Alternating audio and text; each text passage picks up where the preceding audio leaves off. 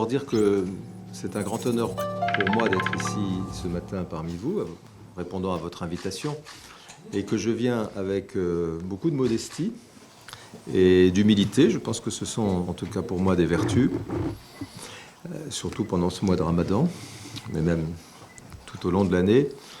Humilité et modestie parce que c'est un lieu extrêmement prestigieux, vous l'avez rappelé, depuis 1957.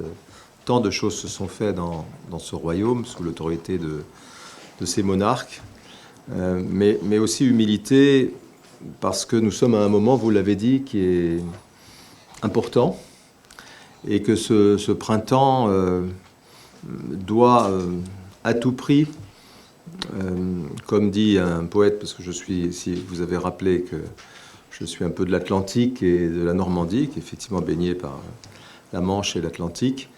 Il y a un grand poète normand qui dit « Il faut souhaiter que les fruits passent les promesses des fleurs ». C'est-à-dire que les fruits soient à la mesure des promesses des fleurs. Parce que le printemps, c'est une période merveilleuse où il y a beaucoup d'espérance, mais aussi une période fragile. Parce qu'il peut toujours se passer un phénomène météorologique qui fasse que les fleurs fanent et que les fruits flétrissent. C'est pour ça qu'il faut être modeste, mais ça n'interdit pas d'être résolu, et c'est ce que je suis, pas simplement moi, le gouvernement français, bien entendu, et le président de la République qui m'a mandaté ici. Le risque d'une relation telle que la nôtre, ancienne, riche, c'est que le focal ou le focus conduise peut-être parfois à la rétrécir. Et nous sommes en fait face à deux risques. D'abord, ce qu'on pourrait appeler la tyrannie de la subjectivité. C'est ramener notre relation, cette relation à un huis clos, finalement, à quelque chose qui se limiterait à nous deux. Et puis l'autre risque, alors qui est peut-être plus pour les démocraties occidentales soumises à tous les aléas de ce type d'institution, c'est la tyrannie du micro tendu, qui consiste, d'ailleurs il y en a beaucoup qui sont là, qui consiste à devoir parler tout le temps de tout et sans finalement avoir un fil très conducteur de ce qu'on raconte ou de ce qu'on élabore. Aujourd'hui, on est dans un monde qui a beaucoup changé. Dans les années 60, 70, je ne dis pas que c'était toujours simple pour tout le monde, qu'il s'agisse du Maroc ou qu'il s'agisse de nous, mais le monde était un peu en blanc et noir. Le Maroc avait fait des choix très clairs sur son arrimage au camp occidental, pas forcément le cas d'autres pays, y compris voisins. Mais aujourd'hui, on voit que tout a été redistribué et qu'on est dans un monde chaotique, complexe, et qui impose d'être pris en compte pour redéfinir notre relation en prenant du champ par rapport justement à cette tyrannie de la subjectivité ou cette tyrannie du micro tendu, prendre du champ, lever la tête et regarder tout ce qui se passe autour de nous. Je pense à cet égard que la crise, parce il faut bien la qualifier comme telle, que nous avons pu traverser ces derniers mois, a finalement été l'opportunité, en appuyant en quelque sorte sur pause, de ne plus se contenter du quotidien, qui d'ailleurs était encore une fois riche et à certains égards satisfaisant, mais de devoir juste relever la tête, prendre du champ, regarder ce qui se passe autour de nous et comment ensemble on peut faire des choses utiles dans l'avenir. L'état du monde n'a sans doute, en tout cas dans la génération passée, jamais été aussi difficile à déchiffrer. Nous sommes, nous, évidemment, un acteur fondateur important de l'Union européenne. C'est parce qu'on pense les étudiants qui ont 19, 20 ans, 21 ans aujourd'hui au Maroc ou même en France, mais c'est une réussite extraordinaire si l'on prend en compte les fondations qui sont les siennes. Elle a été quand même fondée sur 3 guerres entre la France et l'Allemagne en l'espace de 70 ans, 1,5 million de morts français pendant la Première Guerre mondiale, et dont pas mal d'ailleurs de soldats venus de ce qu'on appelait notre empire colonial. Destruction quasi intégrale de l'économie du pays pendant la Deuxième Guerre mondiale.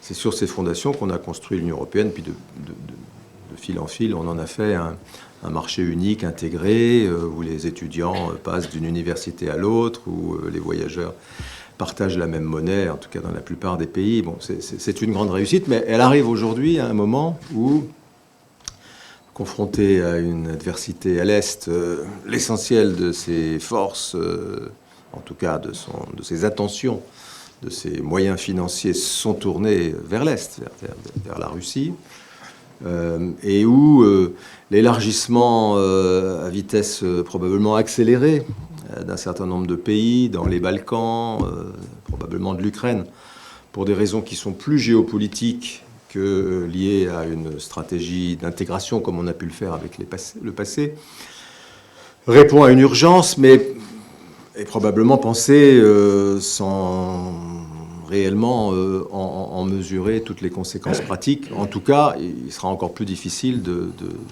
définir des politiques communes et d'aller plus loin dans l'intégration. Enfin, il faut savoir choisir, mais en tout cas, ce ne sera pas plus d'intégration. Et dans le même temps, on le verra malheureusement probablement dans quelques semaines, il y a des courants populistes, c'est-à-dire protectionnistes. Avec les élections européennes, ça sera sans doute un baromètre, un sondage grandeur nature, qui font valoir l'idée selon laquelle l'Europe devrait se constituer en forteresse, pas simplement à l'égard des migrants, mais beaucoup à l'égard des migrations, mais aussi sur le plan économique, sur le plan des normes, des souverainetés, etc. Et malheureusement, ce courant, et pas simplement en France, il est aujourd'hui porté par une dynamique de crainte, d'inquiétude à l'égard de l'avenir qu'on ne peut pas contester. Ça serait malhonnête de le faire. Or, les Français savent dans l'histoire ce que les lignes Maginot ont signifié. C'est-à-dire elles ont toujours été contournées, mais ça c'est la problématique européenne. À côté de ça, au sud de la Méditerranée, il faut bien dire que l'Union du Maghreb arabe, l'Union pour la Méditerranée sont des échecs. On ne parlera pas plus longtemps de la relation avec votre voisin, mais on voit bien aujourd'hui la dynamique ou la spirale plutôt négative dans laquelle s'enfonce la Tunisie. J'espère qu'elle en sortira, mais en tout cas, ce n'est pas le constat qu'on peut faire aujourd'hui. Et puis, l'UPM, qui a été lancée par le président Sarkozy il y a une quinzaine d'années, n'a pas trouvé, en tout cas, une traduction politique suffisamment forte pour constituer un projet pour la jeunesse, et même pour nous qui le sommes un peu moins. Et ses conséquences pratiques restent comptées sur les doigts. Il y a une université à Fès, mais à part ça... Bon. Ça, c'est pour le Maghreb, l'Afrique du Nord. Et quand on regarde un peu plus au sud, et pas simplement parce que les Français, aujourd'hui, en ont été éloignés, on constate que les pays du Sahel nous font à tous courir le risque de devenir une zone de non-droit où proliféreront des trafics de toutes sortes, que ce soit des trafics de drogue, d'armes, ou, plus grave encore, l'installation de réseaux ou de cellules radicalisées qui puissent constituer, tôt ou tard, j'espère plus tard que tôt, un risque pour la sécurité de nos pays, qu'il s'agisse du vôtre et bien entendu de l'Europe. Je le disais l'autre jour dans une autre université, personne n'a oublié en France que les attentats de 2015 à Paris, où encore une fois on a mitraillé des jeunes gens qui prenaient des cafés à la terrasse du 11e arrondissement, avait été conçu dans la ville de Raqqa, c'est-à-dire voilà. Donc ça paraissait très loin de la France, mais en réalité c'était très près parce que ces gens-là ont été capables de commanditer ces attaques. Voilà pour l'Afrique. Si on regarde les autres grands ensembles, on voit les États-Unis avec leur puissance qui reste considérable. Mais avec ou sans le retour du président Trump, la logique des États-Unis des prochaines décennies ne sera pas de s'intéresser ni à l'Europe ni à l'Afrique.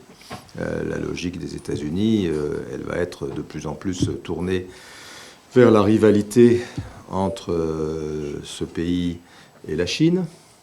Les Américains aiment bien avoir là aussi un monde avec les gentils et les méchants, et à juste titre d'ailleurs, pour des raisons objectives, ils voient la Chine comme un rival à peu près dans tous les domaines, ce qui n'est pas forcément le cas de l'Union soviétique. Et ils vont être polarisés sur cet affrontement, qui j'espère restera un affrontement froid, mais c'est pas sûr. Et puis dans le même temps, on voit l'immigration massive issue des pays d'Amérique latine, qui, sans qu'on fasse aucun commentaire qualitatif là-dessus, transforme fondamentalement et durablement la sociologie américaine des États-Unis.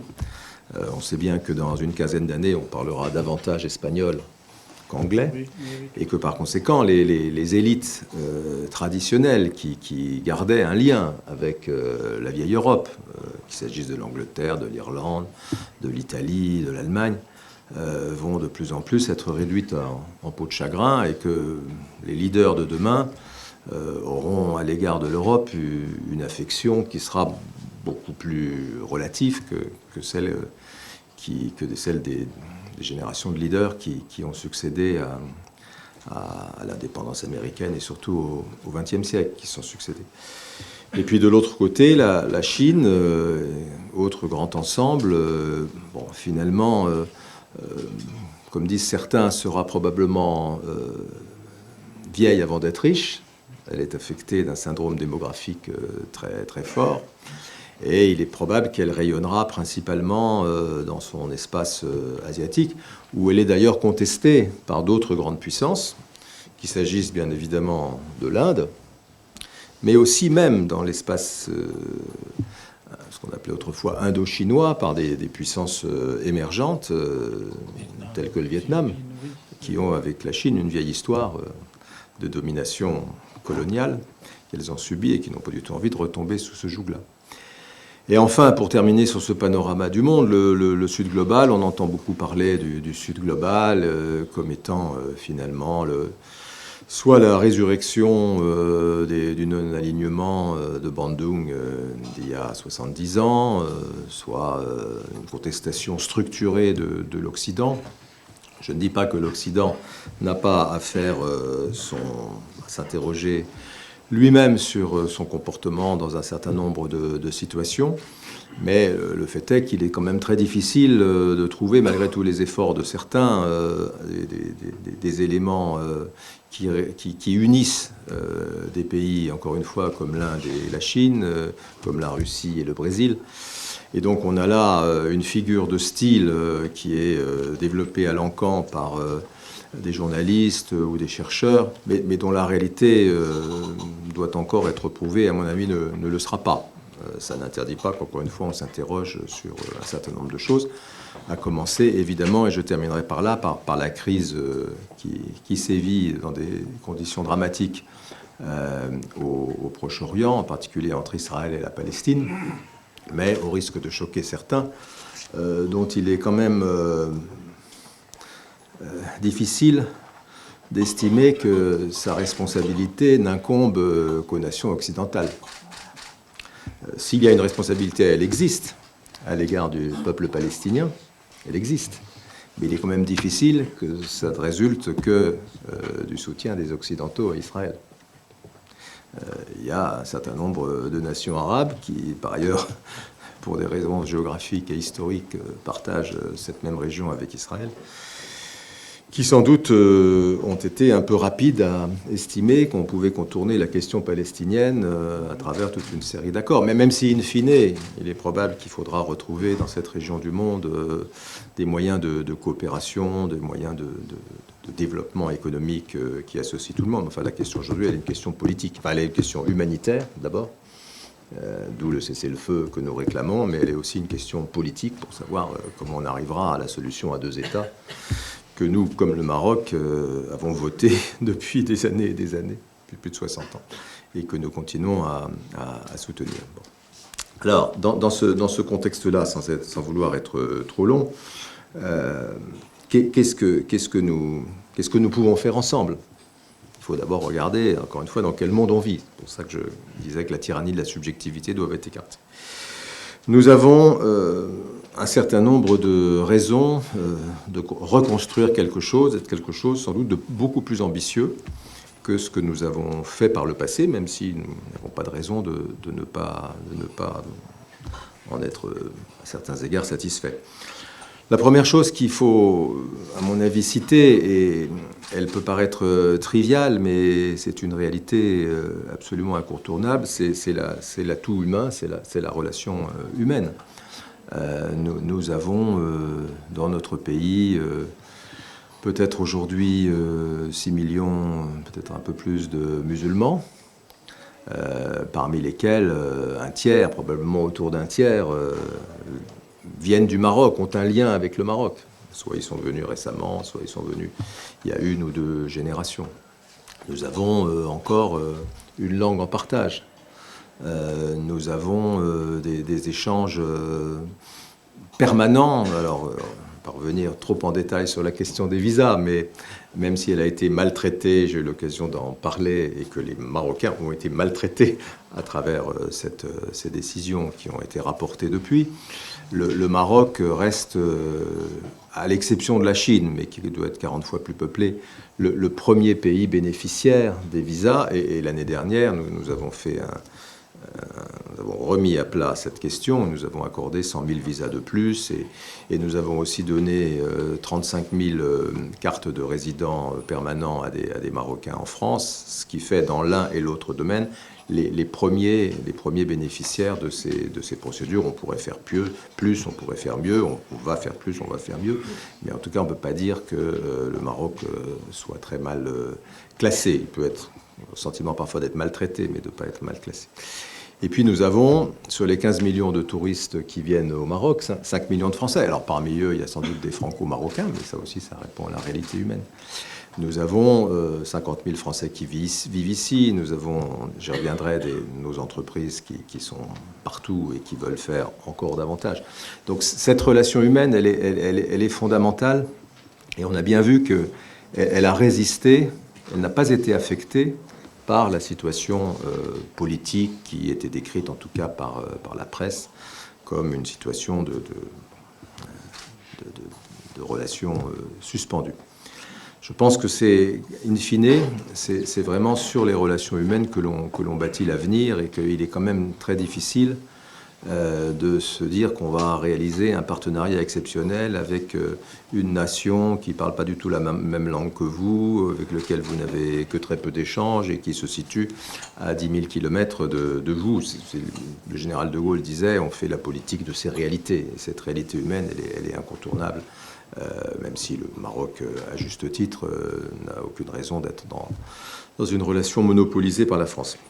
La deuxième chose, en prenant toujours un peu plus de champ, c'est que j'ai vraiment la conviction, je ne suis pas le seul, que dans le monde que j'ai décrit tout à l'heure, si on veut reconstruire quelque chose, il faut considérer que nous avons une communauté de destin, et que dans la nouvelle mondialisation qui redéfinit probablement, ça mettra encore un certain temps, l'ordre du monde sur de grands ensembles régionaux, contrairement à ce que peuvent penser certains de mes compatriotes ou certains électeurs qui se manifesteront aux élections européennes, nous n'avons pas d'autre choix que de continuer à construire une communauté de destin entre l'Europe, je ne parle pas simplement de la France, et le Maghreb, mais au Maghreb, il n'y a qu'un seul pays qui répond au téléphone, si je puis dire, aujourd'hui.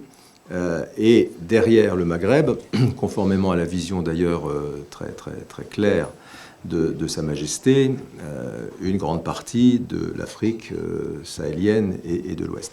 Cet axe-là, qui est déjà assez bien circonscrit et qui a déjà des éléments de solidarité, c'est une grande chance pour nous tous si nous arrivons à lui donner encore plus d'ambition et encore plus de réalité. Je suis vraiment persuadé que pour l'Europe, et pour la France en particulier, il n'y a pas d'autre option que de pouvoir construire autour de vous, autour du Maroc Plateforme, parce que c'est votre vision, cet ensemble régional le plus intégré possible, et je vais assez vite indiquer sur quelle base il peut se construire, mais qu'encore une fois, qui doit être un ensemble euro-africain. Et à cet égard, encore une fois, le Maroc est forcément le hub central, à la fois parce qu'il en a la vision, parce que c'est dans son ADN, et puis parce que, pour des raisons géographique, tout passe par lui aujourd'hui. Si on raisonne d'un point de vue pratique, comment faire pour que cette espérance, cette vision s'incarne et sur quelle base elle doit reposer? Nous voyons dans les grandes évolutions du monde que, et là je parle plus pour la France, mais il est clair qu'un pays comme l'Espagne est parfaitement dans cette dynamique-là. Nous devons d'abord convaincre en Europe qu'il faut retrouver notre Sud. J'ai dit tout à l'heure que l'Union européenne, elle est aujourd'hui obsédée, d'une certaine manière à juste titre, par l'Est, et par ce qui se passe à l'Est, par cette menace. Un certain nombre de pays qui, il faut bien dire, pendant 40 ans, ont eu l'expérience de subir la domination russe, sont obsédés à l'idée que ça recommence, et que ce soit la Pologne, que ce soit les États baltes, ou quelques autres, que les Russes, dont on connaît d'une certaine manière assez souvent dans l'histoire les comportements, sortent de leurs frontières et veuillent transformer une partie de l'Europe en glacis. Et donc, pour retrouver le Sud, il faut véritablement que le moteur des pays pour lesquels le destin se joue au Sud, c'est-à-dire avec vous et au-delà de vous, avec une partie des pays subsahéliens, se fasse entendre, reprenne d'un point de vue politique l'initiative. L'Espagne est déjà très bien partie dans la relation avec le Maroc, et c'est une très bonne chose. Le Portugal, même s'il n'a pas exactement la même puissance de frappe, mais c'est un pays qui a une grande histoire et une grande subtilité et une grande réussite d'ailleurs dans les dernières décennies. Et puis, bien entendu, la France. Ça n'est pas exclusif d'autres pays, mais dont on voit bien que, sans leur faire du tout injure, ils sont plutôt multicartes et qui sont plutôt dans une relation, peut-être c'est une chance pour eux, je ne sais pas, de cherry picking, comme on dit en anglais. Mais en tout cas, les trois dont je viens de parler, il faut qu'ils reprennent l'initiative et qu'ils fassent réentendre, y compris par rapport à des sujets qui sont aujourd'hui sur le feu, dont on parlera peut-être pas d'actualité des prochaines heures ou des prochains jours, et en particulier des relations entre l'Union européenne et le Maroc. Vous voyez à quoi je peux faire allusion. Il faut que ces pays-là, et ils le souhaitent, reprennent un leadership, fassent entendre l'importance du royaume pour nous et de ce que le royaume représente en Afrique pour l'Europe et pour l'avenir de l'Europe. Ça, c'est le principe. Quels sont les sujets sur lesquels notre destin est lié au Maroc? À peu près tous. Le premier, c'est quand même la prospérité. La prospérité économique, elle est essentielle pour nos peuples. Et on voit bien qu'aujourd'hui, les grands ensembles qui sont à notre gauche et à notre droite, c'est-à-dire les Américains d'une part et les Chinois, avec des méthodes diverses, mais font tout pour doper leurs entreprises, la compétitivité de leur territoire, y compris par des mesures qui sont illégales du point de vue du droit international, mais le temps que le droit, même si on est dans une faculté de droit, prononce ses arrêts, la réalité a commencé à avancer. Je ne veux pas entrer dans les détails de ça, mais chacun le sait. Or, pour nous, notre compétitivité économique repose aujourd'hui en grande partie sur des investissements que nous avons faits au Maroc et sur des investissements économiques qui vont de moins en moins dans la logique de la sous-traitance, mais de plus en plus dans une logique de co-traitance. C'est pas un jeu de mots ou quelque chose de rhétorique. Je vois toute la journée, enfin en tout cas toutes les semaines, des entreprises françaises parmi les plus grandes, hier Airbus, avant-hier Safran, les uns ou les autres dans l'automobile. On a entendu encore le directeur général de Renault qui fait une grande interview hier ou avant-hier. Bon. On voit bien que ce qu'offre le Maroc, par ses infrastructures, par sa stabilité, par la qualité des hommes et des femmes qui y vivent, je je vais y venir, par les ressources énergétiques qu'il peut mettre à disposition, par sa proximité géographique, c'est une équation gagnante. Et il n'y en a pas d'autre pour nous, aujourd'hui, que de développer cette base de production au Maroc, dans l'industrie, dans les services, dans l'agroalimentaire et dans d'autres domaines. C'est une orientation résolue. Aujourd'hui, la France, c'est 31% des investissements étrangers au Maroc. L'année dernière, soi-disant année noire, 44% des flux sont venus de France pour les investissements étrangers au Maroc. Et toutes ces entreprises veulent faire plus. Évidemment, le Maroc, parce qu'il est aujourd'hui, attire aussi d'autres partenaires, et tant mieux, parce que, comme on dit de manière triviale, le gâteau grossit. Mais nous conservons notre part, et nous mettons de plus en plus de valeur ajoutée dans les investissements qui sont faits au Maroc.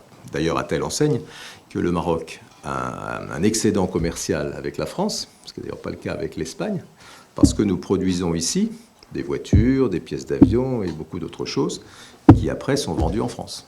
Et donc le Maroc est en excédent commercial vis-à-vis de la France, et c'est une très bonne nouvelle parce que ça montre bien que ce que je raconte n'est pas simplement une sornette. Donc les chaînes de valeur, comme on dit. Et pourquoi est-ce qu'on va en faire plus au Maroc? C'est pas parce qu'on parle français au Maroc, en tout cas beaucoup de gens parlent français, c'est pas parce qu'on aime bien le Maroc, c'est parce que lorsqu'on réfléchit, ce qui est une urgence absolue, à relocaliser des activités économiques pour être dans une logique de souveraineté, ne pas dépendre d'autres grands ensembles, parce que la crise du Covid nous a, de ce point de vue-là, traumatisés. On va en mettre une partie en France, mais on va en mettre aussi beaucoup au Maroc, parce qu'on a le sentiment qu'on appartient au même univers géoéconomique et géopolitique. Donc c'est une dynamique qui ne s'interrompra pas, mais qu'il faut qu'on pousse le plus loin possible pour le bonheur, pour notre prospérité respective, et aussi le bonheur des gens qui vont travailler dans tous ces projets-là. La deuxième dimension, elle est considérable, mais elle est un peu liée à la première, c'est que le Maroc, vous le savez tous aussi bien que moi, même peut-être mieux, va devenir une superpuissance des ENR, des énergies renouvelables. Il en a la vision, il en a les moyens, que ce soit le foncier, que ce soit le soleil, que ce soit le vent, les acteurs, des grands acteurs comme le CP, mais d'autres aussi. Et l'énergie verte, c'est évidemment la clé de tout. C'est la clé des industries qui produiront ici au Maroc, qui produisent et qui produiront, pour pouvoir passer les standards qui seront ceux de l'Europe et qu'exigent nos citoyens, à juste titre. Mais aussi pour nous. Je suis à ce moment très accaparé par la visite de M. Mestralet, qui est l'ancien président du groupe Engie, qui est un leader mondial de l'énergie, et qui a été envoyé par le président de la République pour discuter avec toutes vos autorités de la manière dont on va s'intégrer dans le plan énergie verte du Maroc, les gazoducs, les hydroducs, la génération d'énergie. Qu'est-ce qu'on attend précisément de la France? Comment on peut décider où on mettra, si je puis dire, nos moyens? Il rappelait à vos ministres, mais qui le savaient très bien, ou c'est eux qui le lui rappelaient, que en hydrogène, qui est essentiel, en hydrogène vert pour l'avenir de notre économie, mais aussi de nos usages, au mieux, l'Union européenne produira la moitié sur les 20 millions de tonnes dont on aura besoin à l'échéance 2035-2040. Au mieux, on produira la moitié. Et que donc il faut qu'on arrive à trouver chez des pays proches qui ont une vision, qui ont une stratégie, les compléments pour réussir à notre transition énergétique. Et donc là, on a une solidarité absolue de destin, parce que si ça ne vient pas du Maroc, bon, il y a le Chili, il y a l'Australie, comme un peu loin, et le coût, la compétitivité de l'hydrogène, elle est en pas mal fonction des coûts de transport. Donc là, je ne vous fais pas un dessin, d'ailleurs vos ministres et vos dirigeants le savent très très bien, et c'est même eux qui me l'ont appris en premier. Mais on voit bien que la question de l'énergie, c'est plus simplement le pétrole qu'on met dans son réservoir. C'est évidemment essentiel pour garder de la compétitivité, pour assurer la transition énergétique. La France a baissé de 5% l'année dernière encore ses émissions de CO2, mais c'est encore trop peu, même si on représente qu'1% des émissions mondiales, mais c'est encore trop peu par rapport aux besoins d'essayer de sauver cette planète. La troisième dimension qui est un peu liée à l'économie et à l'énergie, c'est évidemment la question de la souveraineté et de la sécurité alimentaire. Elle est essentielle parce qu'on vit une période de bouleversement évidemment très très très très forte. Il y a des zones au sud-ouest de la France, les Pyrénées-Orientales, qui ont aujourd'hui un niveau de pluviométrie équivalent à celui de Ouarzazate, de zone semi-désertique. Et tout indique que ça ne va pas s'arrêter comme ça. Et le Maroc a une expérience, évidemment, un peu dramatique parfois, mais qui lui a permis, dans certains cas, de s'adapter mieux que nous à l'utilisation des eaux usées, par exemple dans l'adaptation des espèces. Et donc nous avons mis la question agricole au cœur de l'agenda, justement, de l'avenir, parce qu'il y a vraiment de part et d'autre des choses à faire ensemble en matière de formation, en matière d'investissement. Et le dernier, je terminerai parce qu'il y a beaucoup d'autres sujets, la dimension cardinale de tout ça pour réussir une intégration économique beaucoup plus ambitieuse, beaucoup plus forte, qui détermine cette communauté de destin sur des bases de développement économique, pour lui apporter l'énergie nécessaire pour décarboner nos économies et préparer un monde plus vivable, en tout cas qui ne devienne pas invivable, pour réussir les enjeux de souveraineté alimentaire qui sont cruciaux pour nourrir notre population et faire face au stress hydrique. Il faut des hommes et des femmes. Et là, on voit quelque chose qui est manifeste, c'est que les populations du monde entier, d'ailleurs il y avait un article dans le Lancet aujourd'hui qui montrait que la population mondiale allait commencer à décroître à partir de 2050, à peu près toutes zones confondues. Mais nous sommes confrontés en Europe à une réalité qui est déjà une réalité d'aujourd'hui. Et on voit bien que les grandes difficultés que nous avons pour maintenir une main-d'œuvre disponible malgré le niveau de chômage qui reste un peu élevé dans notre industrie, dans nos services, dans notre agriculture, implique à la fois de faire plus ici au Maroc et implique probablement d'avoir des concours, soit temporaires, soit un peu plus longs, de Marocains et de Marocaines, et demain de subsahariens, qui viennent travailler chez nous pour un certain temps. Mais en même temps, les enjeux du développement du Maroc sont très importants pour sa stabilité, sont très importants pour nos industries, et donc il faut arriver à trouver la formule, on y travaille, qui ne se contente pas, comme peuvent faire certains déjà, d'aller faire du brain drain, et de venir piquer ici, sous prétexte qu'on les paierait 30% ou 50% de plus, les médecins, les ingénieurs, les codeurs, etc. Et donc, toute cette communauté de destin, si on veut vraiment qu'elle soit une communauté, ne peut fonctionner qu'à partir du moment où on accompagne le Maroc dans un investissement en matière de formation à tous les niveaux, qu'il s'agisse des doctorants ou qu'il s'agisse des techniciens supérieurs, voire des saisonniers agricoles, beaucoup plus important pour que d'une certaine manière il y ait des ressources humaines pour tout le monde.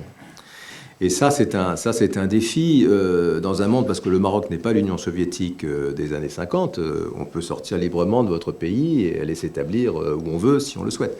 Et donc l'enjeu c'est vraiment d'arriver à donner des opportunités à beaucoup de jeunes, ou de moins jeunes, pour qu'ils puissent trouver, en fonction des choix de leur vie, du travail ici, du travail chez nous, dans des logiques circulaires qui restent à inventer, mais que pas mal de gens commencent un peu à concevoir.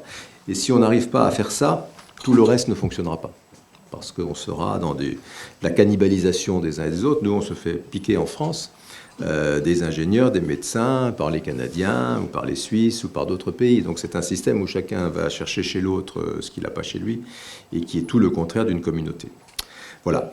Alors pour finir, ce que je voudrais dire, c'est que deux choses. La première chose, c'est que dans cette vision-là, je me permets avec beaucoup d'humilité et de respect de m'inspirer là encore de ce que Sa Majesté le roi Mohamed VI a dit à propos dans le discours atlantique, par exemple. La communauté de destin, elle ne peut pas s'arrêter uniquement à l'Europe et au Maroc. Il faut, comme le dit très clairement votre souverain, qu'on intègre pleinement dans toutes ces dimensions de développement économique, de connexion énergétique, de capital humain, de souveraineté ou de sécurité alimentaire, les pays qui sont au sud du Maroc et pour lesquels le Maroc est à bien des égards un exemple, en tout cas une référence. Et donc tout ça ne marche que si on contribue à intégrer dans tous ces projets, comme vous le faites déjà, mais à une échelle encore plus importante, beaucoup de subsahariens pour que, à terme, on soit dans un espace où les Les hommes et les femmes, les biens, les capitaux, les projets, tout ça circule de la manière la plus libre possible. C'est ça qui est en réalité la vision à la fin, mais elle n'est pas pour la semaine prochaine. Mais si on ne la fait pas, rien ne marchera. Pour conclure, ce que je voulais dire, c'est que tout ça n'est pas, même si je suis dans une faculté, tout ça n'est pas une réflexion d'universitaire. Il y en a de très brillants ici, il y a beaucoup de think tanks et de gens qui réfléchissent à ça, qui pourraient le dire mieux que moi ou avec d'autres éléments complémentaires. Tout ça, c'est un programme pour l'action. C'est un programme dont nous discutons de manière très concrète avec vos autorités, dans un cadre qui reste un cadre discret, parce qu'il ne faut pas non plus jeter à la face du monde de grandes idées sans les avoir parfaitement analysées, autopsiées et être certain qu'on est capable d'avancer dans leur mise en œuvre. Mais il est clair qu'il ne saurait y avoir, de mon point de vue, et c'est l'opinion des autorités françaises, il ne saurait y avoir de relance, de redéfinition du partenariat avec le Maroc que si nous sommes capables, l'un et l'autre, de concevoir quelque chose de grand, quelque chose d'ambitieux, quelque chose d'inédit. Il serait absurde de penser qu'on pourrait revenir à je ne sais quel âge d'or ou à je ne sais quelle époque où, certes, l'amitié était là, la complicité, mais selon des modalités qui ne correspondaient pas à ce qu'est aujourd'hui le Maroc, à ce qu'est aujourd'hui le monde et ce qu'est aujourd'hui aussi la France. Et de ce point de vue-là, si je devais faire un mea culpa, parce que chaque fois que je fais une conférence, il faut que je fasse un mea culpa, c'est comme ça que c'est rapporté par la presse, c'est que, et je ne vise personne en particulier, en tout cas, nous Français, nous avons, à bien des égards, ces dernières années, depuis 10 ans, 15 ans, perdu un peu le fil de ce qui se passait ici, pas suffisamment changé nos verres de lunettes pour voir le Maroc tel qu'il est.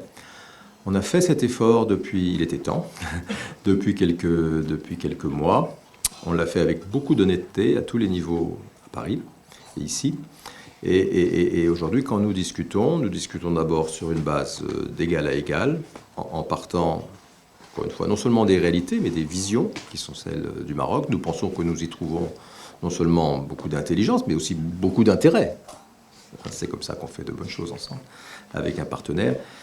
Et donc, je suis relativement optimiste que les fameux fruits qui pousseront sur la base des fleurs seront appétissants, comestibles et nourrissants.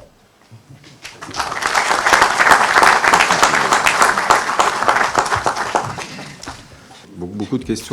وما تنسوش تابوناو معنا فلاشين وتتابعونا على مواقع التواصل الاجتماعي.